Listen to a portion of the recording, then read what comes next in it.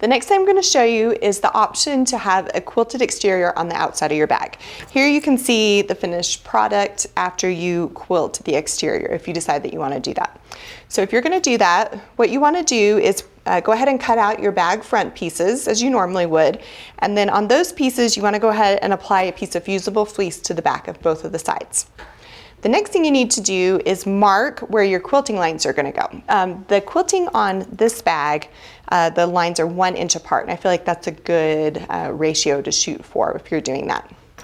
So what you're going to do is you want to go ahead and find, I kind of fold it in half, find the center.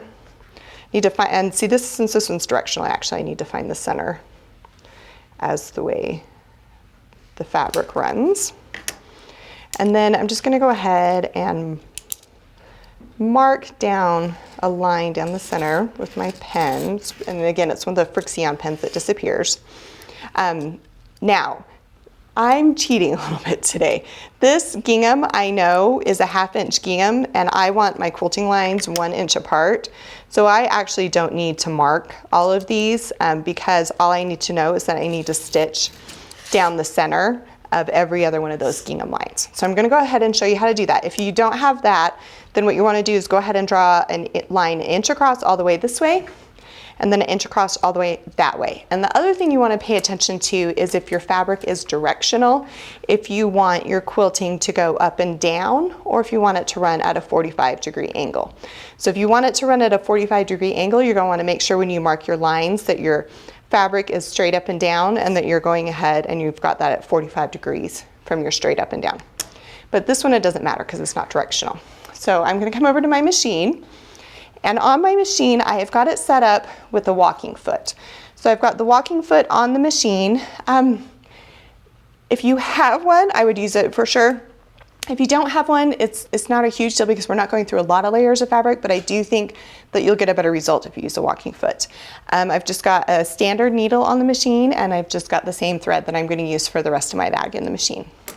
I have my stitch length set at 3 1/4 because I like a slightly longer stitch length when we're doing the machine quilting.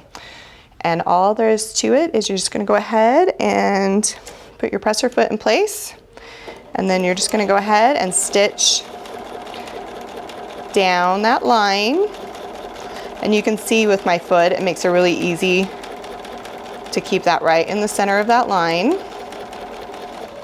So I'm going to go that way, and I'm going to stitch another line just to kind of show you how it all starts to get put together. So we're going to go ahead and move over to the next mark on our fabric, and just go ahead and stitch right down the center, right down that line.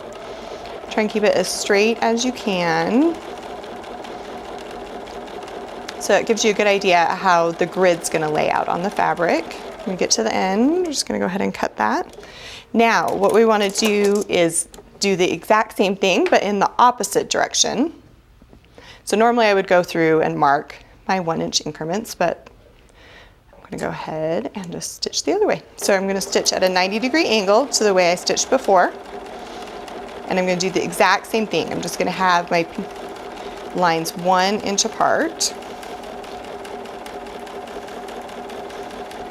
Okay, and you can see how that's going to look. Actually, it's really, really simple. It comes together pretty quickly. Okay, so then you can see how that's going to lay out. You're just going to go ahead and keep doing 1 inch across in both ways until you finish the entire quilted exterior. And now that you know how to do that, the next thing we're going to do is talk about how to make your own piping and how to sew the piping to the front of the bag.